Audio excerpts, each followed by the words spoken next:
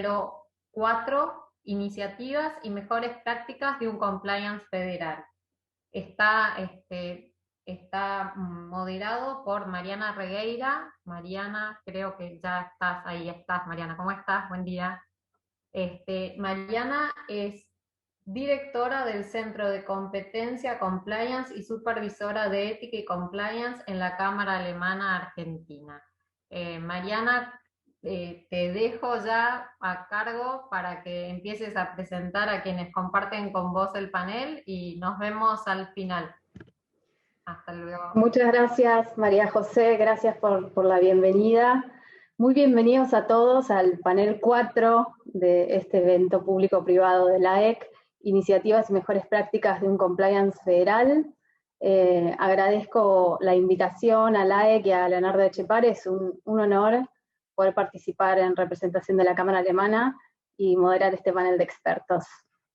Y seguramente, como dijo Ramiro Cabrero hoy, el presidente de la AEC, gracias a la digitalización también, como una herramienta inclusiva, seguramente en el público tenemos alta representatividad a nivel federal, así que esperamos también recibir el feedback de parte del público en este diálogo.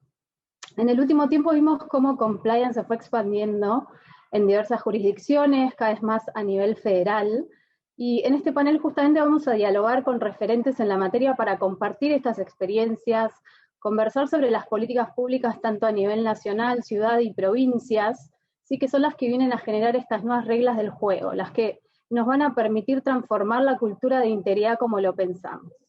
Así que ahora sí tengo el gusto de presentar a los oradores invitados de hoy.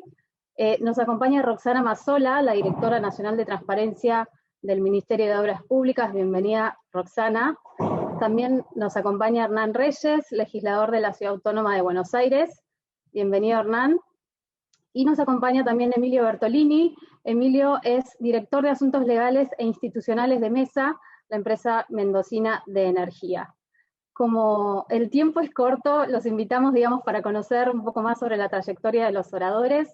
Los invitamos a mirar sus biografías, lo van a tener ahí a disposición en el chat, y conocer un poco más. Y para no sacar el tiempo valioso de este diálogo, vamos a dar comienzo. Me gustaría que brevemente, en 2 minutos, cada uno pueda resumir cuál es su rol dentro de su organismo. Así que, Roxana, vos tenés una gran trayectoria en proyectos de políticas públicas, desarrollo social, tanto en gobierno como Naciones Unidas, OIT y otros organismos internacionales. Contanos un poco primero, brevemente, sobre tu rol en la Dirección de Transparencia. ¿Cómo estás, Mariana? Y muy buenos días a todas y a todos los que están conectados en el día de hoy. Centralmente, la Dirección Nacional de Transparencia es un área nueva que se creó dentro del Ministerio de Obras Públicas, ni bien asumió la gestión el ministro Gabriel Gato Podis, tomando la decisión de institucionalizar los procesos que tienen que ver con la transparencia, pero entendiendo la transparencia no en el sentido clásico, solo limitada al control y que no haya corrupción, que eso de suyo tiene que estar cumplimentado, sino con una mirada más amplia. Entonces trabajamos 3 ejes centrales sobre este abordaje. Una es el Observatorio de la Obra Pública, que es un espacio interinstitucional con las universidades, con la Cámara de la Construcción, con la UOCRA, con diferentes actores para mejorar las políticas en transparencia e integridad del organismo. Otro eje es un programa de monitoreo y evaluación, porque creemos que mucho de lo que hace la transparencia es ponerse en el proceso de toma de decisiones basados en evidencia, y para eso es central contar con información, sistematizarla, seguir cómo se vienen ejecutando esas obras, en qué lugares se vienen ejecutando, y que ese desarrollo que se dé en esas políticas no sea de forma discrecional, sino que sea basado en información y en datos estadísticos objetivos que apuntalen sobre todo el impacto que tiene que tener la obra pública en reducir brechas de infraestructura, que como sabemos en Argentina son muy grandes. Y la tercer pata del área de transparencia son las políticas de transparencia e integridad más clásicas, desde las cuales nosotros tenemos Mapa de Inversiones, que es una plataforma que disponibiliza información sobre todas las obras y proyectos en ejecución, y cómo viene la evolución de eso. Tenemos otras políticas más como la evaluación MAPS, que fue una autoevaluación que se hizo todo el sistema de contratación de la obra pública para saber de qué línea de base partimos y cómo estamos hoy parados, y sobre eso ir mejorando políticas diversas que se requieren tanto en la gestión de la obra pública como en los procesos que hacen a favorecer el conocimiento y control ciudadano. El área esta es un área de apoyo porque nosotros trabajamos con todas las áreas que dependen del organismo, que son organismos descentralizados y empresas también. Esto es, no es solo el Ministerio de Obras Públicas, sino que también es AISA, que es la empresa de agua y saneamiento, ENOSA, que es el ente que tiene que ver también con la cuestión del agua y saneamiento, el INA, Vialidad Nacional, que son varios organismos. Eso para una primera introducción, Mariana. Muchas gracias, Roxana. Interesantísimo realmente entender cómo funciona este observatorio que impulsaron, que tiene un sistema de monitoreo, de participación ciudadana, pero después vamos a volver un poco sobre este tema. Quiero seguir entonces con Hernán. Bienvenido, Hernán, buen día. Actualmente Hernán, además de ser legislador de la Ciudad de Buenos Aires, preside la Comisión de Asuntos Constitucionales. Entonces, Hernán, que puedas contarnos un poco sobre tu rol en la legislatura, y después nos gustaría ampliar sobre algunas normativas, el régimen de contrataciones también de obra pública, saber cómo se instrumenta en el gobierno de la ciudad, pero brevemente que te puedas presentar y contarnos tu rol en la legislatura. Muchas gracias, Mariana. Agradecer a EC por la invitación y un honor compartir este panel virtual con ustedes.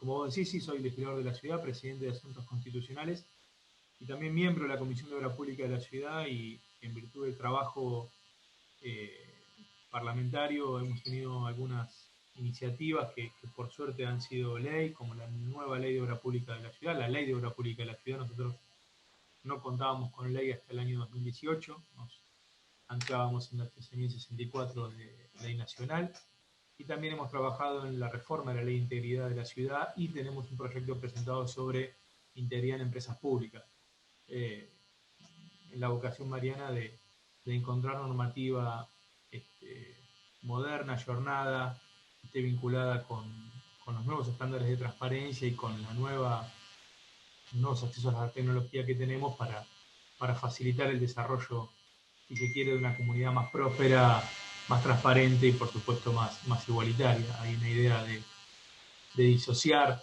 los sistemas institucionales, el cumplimiento de la norma, de la prosperidad de los pueblos, y nosotros creemos que, por el contrario, mientras mejores instituciones, mejores instrumentos legales, mejor aplicación de la tecnología tengamos, seguramente vamos a tener mejores condiciones de vida de nuestros conciudadanos. Así que la tarea es esa en la legislatura de la ciudad, esos han sido los logros durante estos años, y tenemos todavía los desafíos de la aplicación de la norma, de medir su impacto y de hacer las correcciones que en todo caso hiciesen falta.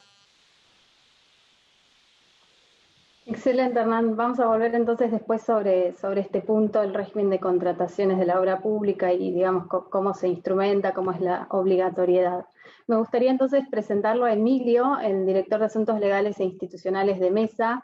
Emilio es abogado, también docente en diversas organizaciones, y el Compliance Officer de MESA. Emilio, contanos sobre tu rol en la empresa y cómo fue este proceso de implementación del programa de integridad. Si puedes brevemente hacernos una introducción. MESA es una de las 7 empresas que lideran las energías renovables en Argentina, así que desde Mendoza también, con una de las provincias que más avanzadas tienen en políticas públicas en materia de integridad, hicieron la adhesión a la ley 27401, tienen políticas de transparencia activa, así que contanos, Emilio, cómo fue este proceso de implementación. Bueno, muchas gracias por la invitación. La verdad, agradecer a la Asociación Argentina de Ética y Compliance, muy contento de estar acá. Sí, primero contarles un poco que MESA es una empresa, una SAPEM, con participación estatal mayoritaria. MESA tiene apenas 7 años de vida, pero lo más importante es que trascienda las administraciones. Nosotros hemos podido, MESA se se crea en el año 2013, y nuestro mayor valor agregado es haber trascendido las administraciones con exactamente el mismo staff gerencial, las mismas políticas, los mismos colaboradores, son todos colaboradores técnicos, y eso para nosotros es un enorme avance en materia de política pública. Así que, bueno, y nosotros un poco cuando se sancionó la ley 27401, nos sentimos en la obligación de dar de alta nuestro sistema de integridad. Veníamos trabajando con los lineamientos de la disposición 85 de jefatura de gabinete, digamos, tratando de trabajar la eficiencia, los roles diferenciados del Estado. MESA siempre ha tenido como principal norte el ser una empresa altamente eficiente y comportarse como una empresa privada del sector energético, fomentando la inversión privada en la provincia, con lo cual esta generación de valor e integridad era para nosotros muy importante, así que empezamos a trabajar de cabeza en la implementación de nuestro sistema de integridad.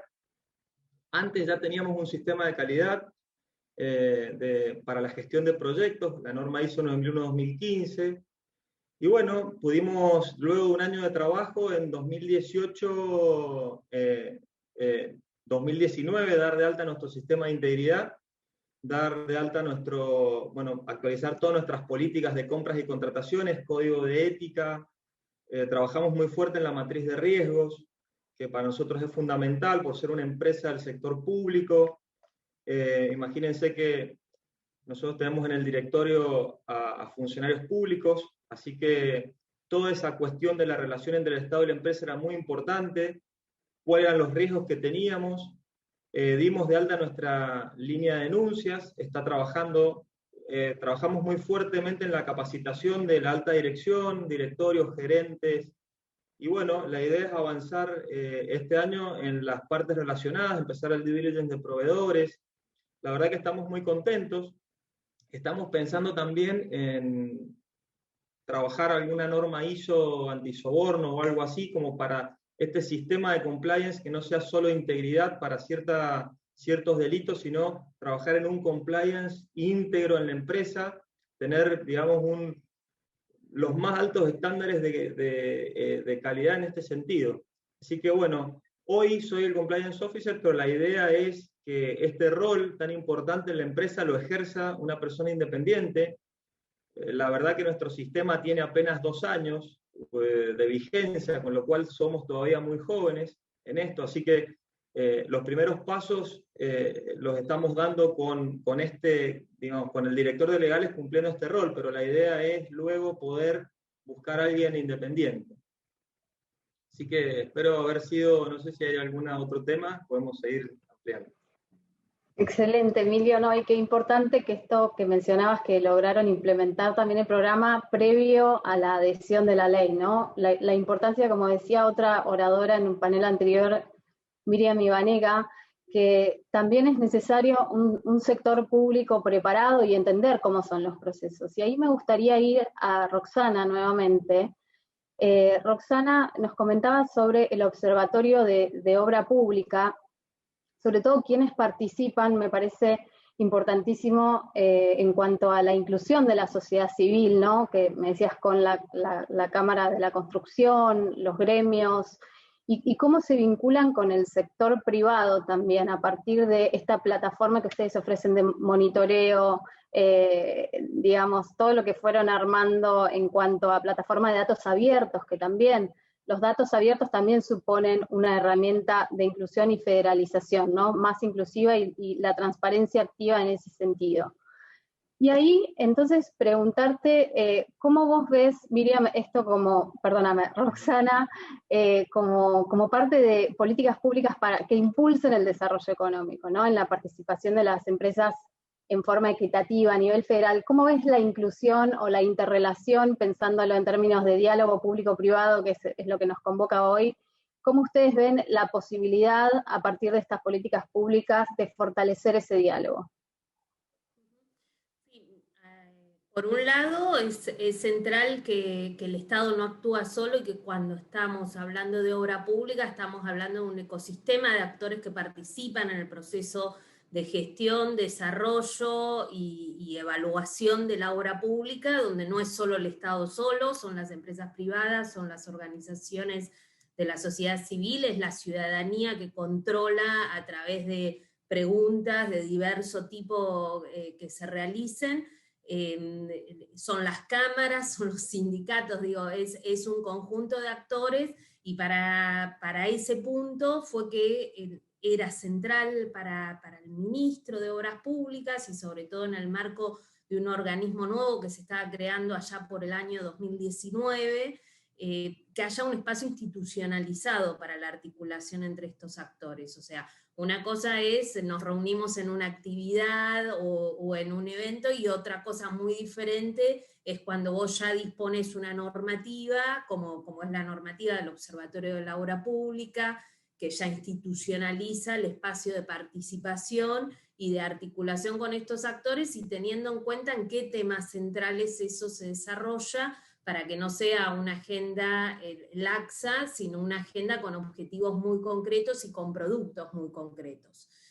Los impactos son múltiples. Nosotros tenemos una agenda de trabajo desde el Observatorio de la Obra Pública. Hoy hablaba ahí Emilio el tema del código de ética. Nosotros estamos terminando de desarrollar un código de ética nuevo de la obra pública, validado con todos los actores del observatorio. En el observatorio está en todas las universidades públicas nacionales, aparte de la UOCRA, Cámara de la Construcción, CIPEC, Poder Ciudadano, y diversas instituciones que tienen como trayectoria de trabajo en la temática.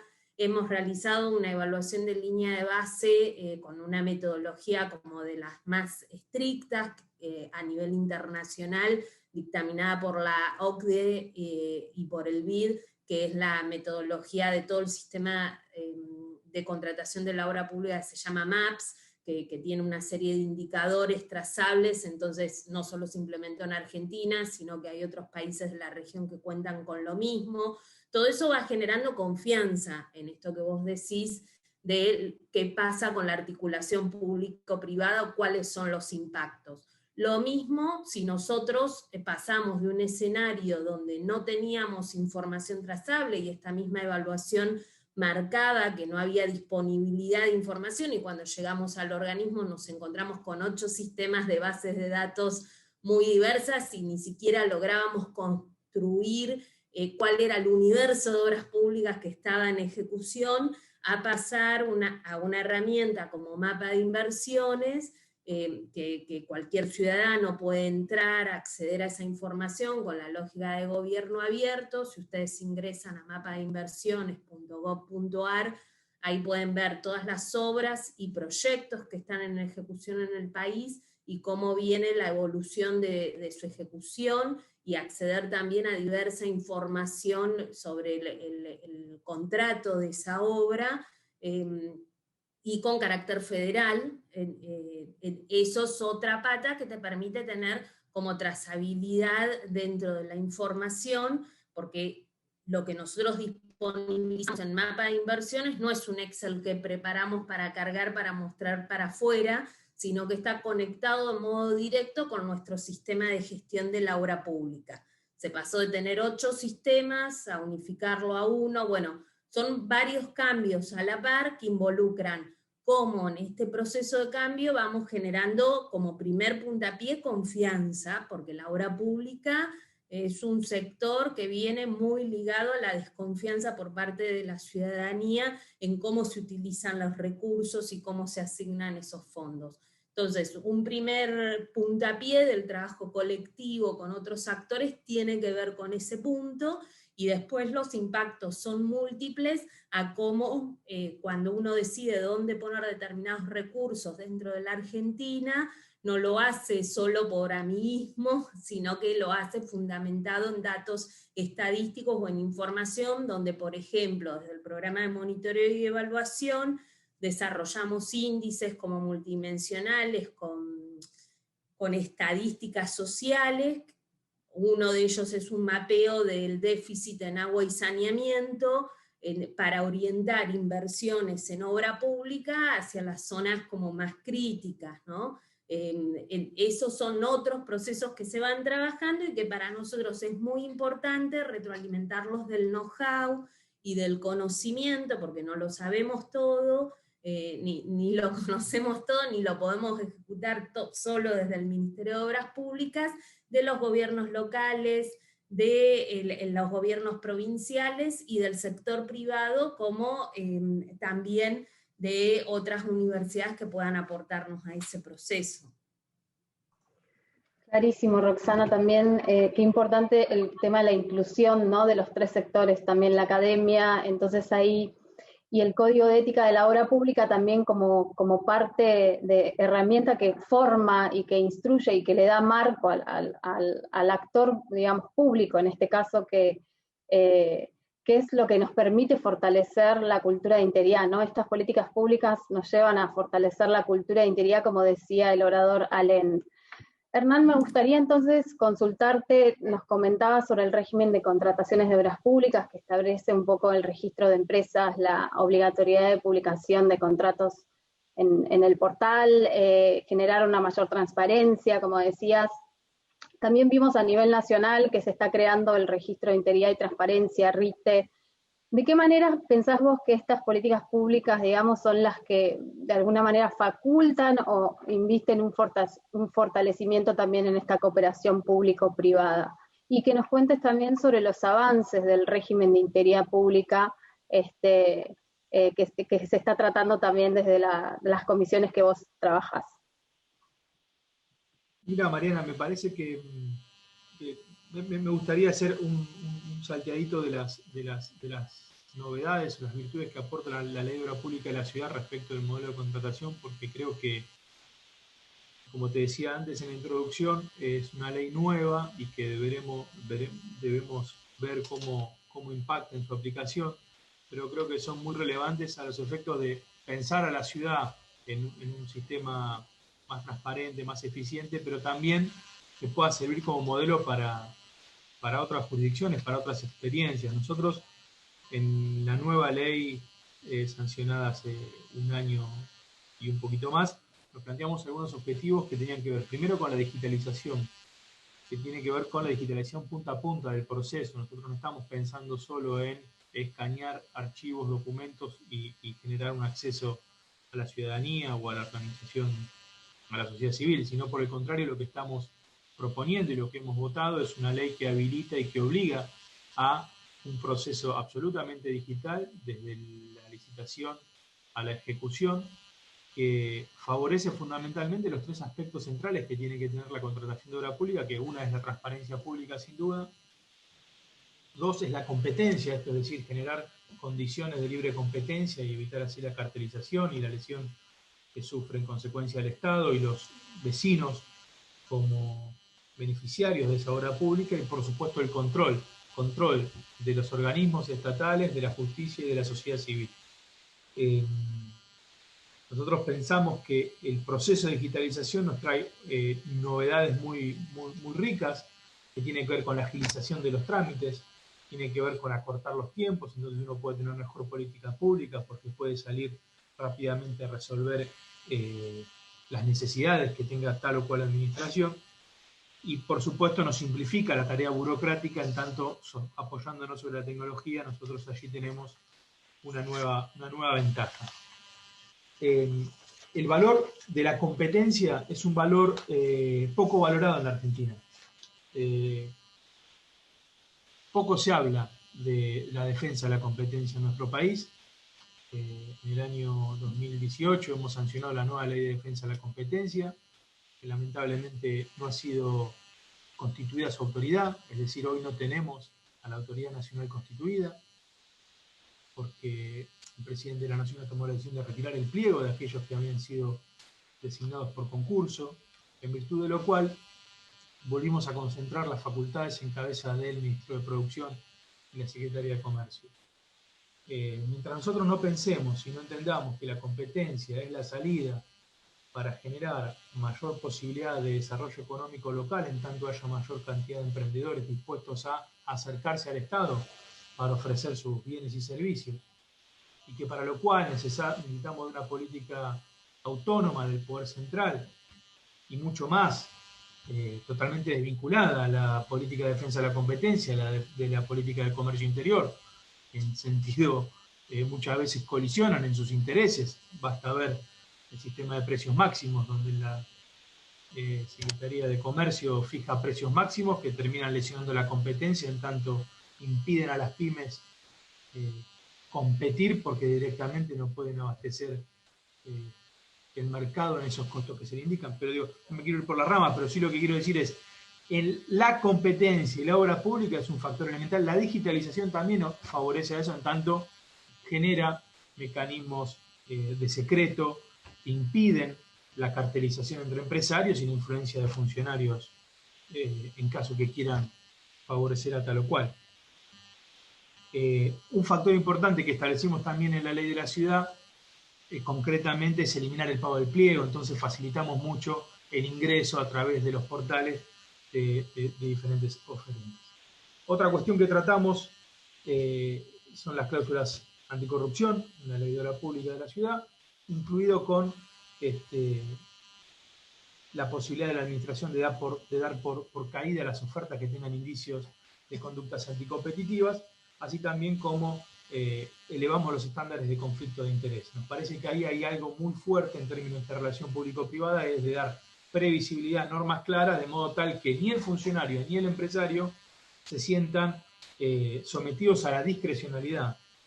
El empresario del funcionario y el funcionario del devenir de las cosas, y que no puedan pararse en una normativa clara que lo habilite a él a tomar decisiones y a llevar adelante la política pública. Y otro eje que nos pareció importante en su momento poner arriba de la mesa y que ha sido bien valorado en la norma es el rol de las pymes, en virtud de lo cual establecimos un régimen simplificado para la tramitación y su participación, algún margen a favor en términos de precio en determinados tipos de contrataciones que permitan tener una preferencia para con ellas, obviamente sin lesionar en este caso el interés público y la lealtad comercial en la libre competencia.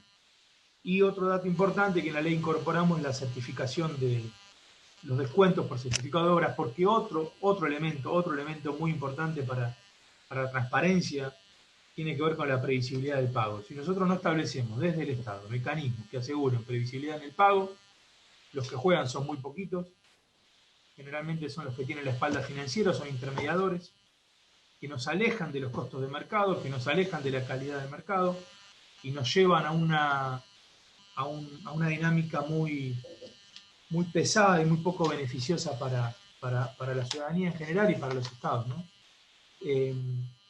En consecuencia, cuando vos me decís rol público-privado, yo creo que es lo que está, lo que viene no, lo que está. No podemos pensar más en una dicotomía Estado-empresa, eso es viejo, eso atrasa. Los desafíos ambientales, los desafíos de la tecnología, de la innovación, nos obliga a pensar de otra manera. Las fronteras se han hecho más difusas, las distancias se han acortado, los sistemas de financiamiento internacional nos obligan a elevar los estándares para poder llegar a otros mercados. La transición ambiental obliga a las empresas del Estado a encontrar puntos de acuerdo. La tecnología nos invita permanentemente a eso. La innovación y el desarrollo en ciencia y tecnología es la salida del país, sin duda. Para eso necesitamos normas claras y apalancamiento estatal. No hay lugar del mundo donde haya sucedido eso sin normas claras y aporte estatal. Sí. Me parece, Mariana, para concluir, que esquemas claros normativos van a favorecer sin duda al desarrollo económico, al desarrollo privado, y eso en definitiva es beneficioso para el Estado, que contrata mejor calidad y mejor precio. Clarísimo, Hernán, la articulación, y qué interesante cómo fueron profundizando en cada etapa del proceso de licitaciones, digamos, teniendo en cuenta que en toda esa cadena del proceso esté incluida la cuestión ética y la transparencia. Y a mí me gusta siempre hacer este hilo conductor relacionarlo también con lo que mencionaba Roxana, ¿no? Que los dos lo mencionaron. Qué importante que es la digitalización de estos procesos, ¿no? Transparentar estos procesos y que este diálogo público-privado y la sociedad civil sea fluido, y es una manera de retroalimentar y la mejora continua de estos procesos. Y ahí me gustaría, hablando de procesos y de tener en cuenta una estructura, o digamos, de alguna manera, cómo instrumentar o cómo implementar ciertos proyectos que tengan esta estructura, esta mirada de la integridad, preguntarle a Emilio, ustedes forman parte del proyecto Portezuelo del Viento, y también implementaron incluso antes de la adhesión la figura del supervisor de integridad para la selección de contratistas. Así que esto está directamente vinculado con lo que mencionaban tanto Roxana como Hernán, y nos gustaría escuchar, Emilio, que nos cuentes cómo fue esta implementación que ustedes desarrollaron en la presa, que es la mayor obra de ingeniería civil en la historia de Mendoza, y qué importante que hayan pensado, incluso antes de la adhesión a la ley, en esta figura del supervisor de integridad. Sí, es así. Déjame decirte una cosa que ahí, Hernán, para mí muy claro, y coincido 100% en todo lo que dijo. Bueno, EMESA, por ejemplo, como ejemplo, durante el programa Renovar, nosotros hicimos cerca de 17 proyectos de energía renovable en asociación con privados.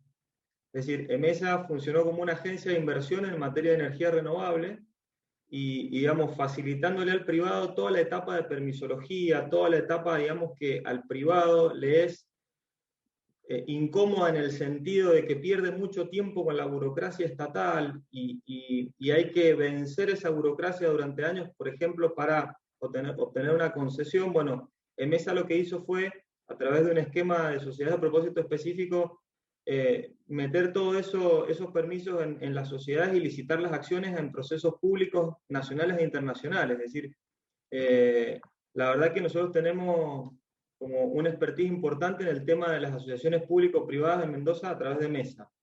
Y con respecto al proceso Portezuelo, sí, para nosotros fue casi un mandato la sanción de la ley 27401, y entendíamos que en la parte de tipos penales de fondo la ley era plenamente operativa aunque Mendoza no adhiriera. Eso nosotros lo teníamos claro. En la parte penal la ley establecía tipos que son, digamos, una facultad del Congreso, con lo cual nosotros teníamos que responder y ser sumamente transparentes en esto, con lo cual le exigimos en el pliego de licitación que los oferentes tuvieran que tener dados de alta un sistema de integridad, y a través de una empresa de primera línea, no sé si la puedo nombrar o no, pero con la cual nosotros estamos trabajando hace tiempo, tanto en EMESA como en muchísimos proyectos, que es Price, encargamos nosotros que los que auditaran estos sistemas de integridad, cómo estaban, qué madurez tenían en las empresas, cómo estaban funcionando, fuera Price en una especie de auditor de compliance o auditor de integridad. Y bueno, se hizo así. Price se diseñó una matriz de madurez y se hizo este análisis de los oferentes, y se emitió un dictamen muy meduloso al respecto, porque lo que a nosotros nos interesaba no era tanto en la etapa de contratación, sino fundamentalmente en la etapa de ejecución del proyecto. Es decir, nosotros queríamos acompañar a la empresa que resulta adjudicataria. El proceso todavía está en etapa de adjudicación, no sabemos si va a resultar un adjudicatario, pero para nosotros lo más importante era acompañarla a la empresa en la madurez de su sistema de integridad, y determinar claramente cuál era el estadio de este sistema, cuál era la madurez de su sistema de integridad, para acompañarlos en el proceso de tener que establecer controles especiales, etc. Con lo cual se estableció que el sistema de integridad estaba en un estado inicial, con lo cual había que generar controles específicos, cláusulas en los contratos de integridad, éticas. De acuerdo al pliego, la administración se reserva la facultad de rescindir el contrato en caso de que haya incumplimientos éticos de toda la normativa nacional y provincial. Mendoza tiene una ley de ética pública muy fuerte, tiene además una ley de libre acceso a la información pública, y por ejemplo en MESA, les digo, Nosotros publicamos nuestros balances en forma completa, es decir, sin extractos en nuestra web, con lo cual cualquier ciudadano puede acceder absolutamente a todo. Así que bueno, para nosotros era básicamente un mandato que tratamos de honrar y cumplir de la mejor manera posible, y creo que en el caso de Portezuelo del Viento, si llegamos a obtener, digamos, si se adjudica esa obra, vamos a poder trabajar desde el tanto público, el sector público como el sector privado, juntos, con los mayores estándares de ética, cumplimiento, compliance, transparencia, porque desde el primer momento vamos a acompañar al oferente, al adjudicatario en este proceso. Y bueno, desde la administración, ¿no? Ese es un poco el resumen. Muchas gracias, Emilio. La verdad que interesantísimas todas las ponencias de ustedes. Nos gustaría poder seguir conversando y quizás en un próximo encuentro hablar sobre cuál es el impacto que ustedes ven en la implementación de estas políticas, pero sí podríamos decir que las políticas públicas indudablemente son las que nos permiten fortalecer las instituciones, y la verdad es que compartir estas mejores prácticas que ustedes nos trajeron hoy, tanto como el ejemplo también de la provincia de Mendoza, que ojalá otras provincias también empiecen a replicar estas mejores prácticas. Y fundamentalmente creo que esta articulación público-privada que hoy se vio en la implementación de estas políticas públicas son las que nos van a permitir crear esta cultura de integridad que buscamos. Como dijo hoy, me quedo con la frase de Alén, que dijo hoy, el cumplimiento no es suficiente, sino que necesitamos crear cultura de integridad, y la cultura de integridad la creamos a través de estas políticas, de ustedes que son los actores que están generando estas políticas y las están impulsando, implementando y desarrollando. Así que muchas gracias a todos por los aportes, por su ponencia. Muchas gracias a LAEC, y María José, te doy la palabra porque sé que estamos todavía con el último panel. Los invitamos a mantenerse a todos conectados, que va a estar interesantísimo. Muchas gracias por la invitación.